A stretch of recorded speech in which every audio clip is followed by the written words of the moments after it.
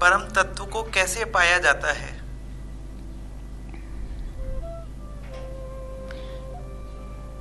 कोई वस्तु नहीं है जिसे आप कीमत देके खरीद लेंगे। परम तत्व को जब कोई पाता है तो स्वयं को खो देता है। अपने अहंकार को खोए बिना परम तत्व को पाना संभव ही नहीं है।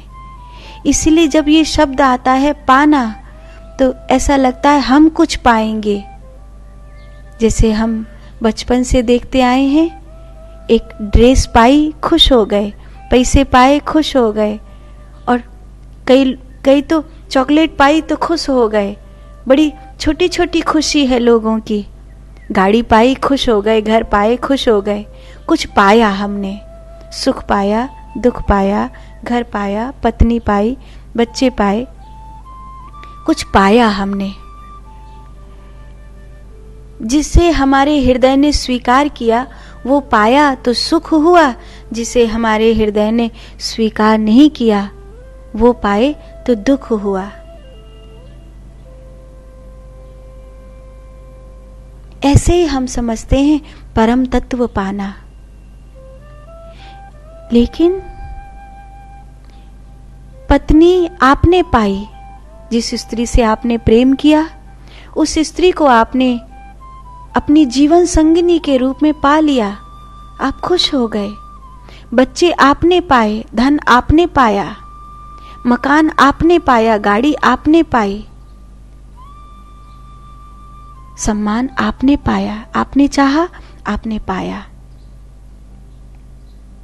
जिस वस्तु विषय को आप चाहते हो आपने उसको पाया।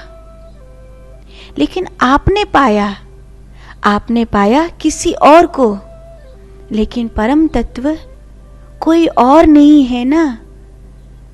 आंख कहे मैं आंख को पाना चाहती हूं, तो ये कैसे संभव है? कान कहे मैं कान को पाना चाहता हूं, तो कैसे संभव है? परम तत्व अर्थात वो अवस्था जो हम हैं, जो हमारे सत्य स्वरूप की अवस्था है, उसी को तो परम तत्व कहते हैं। तो वो आप कैसे पाओगे?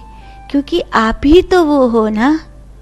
जो आप ही हो वो आप कैसे पा सकते हो? पर फिर भी कहते हैं जिसने परम तत्व पा लिया। शब्द बड़े छोटे हैं, मजबूरी है कि शब्द कंगाल हैं। शब्दों के आगे कोई ज्ञान की भाषा भारी नहीं पड़ती। वो शब्द जो खोखले हैं उन्हीं को ज्ञान के रूप में समझाया जाता है। ऐसे में जब हम कहते हैं परम तत्व, हम कहते हैं ध्यान करना, जबकि ध्यान करना थोड़ी होता है, ध्यान तो होना होता है। ऐसे ही परम तत्व पाना नहीं होता। जो हम सदा से हैं उसको जान लिया।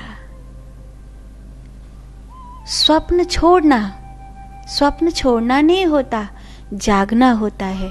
जाग जाते हैं तो स्वप्न अपने आप छूट जाता है। कोई कहे स्वप्न छोड़ दो, तो कैसे छोड़ेंगे? जाग जाएंगे तो स्वप्न अपने आप छूट जाएगा। ऐसे ही परम तत्व पाना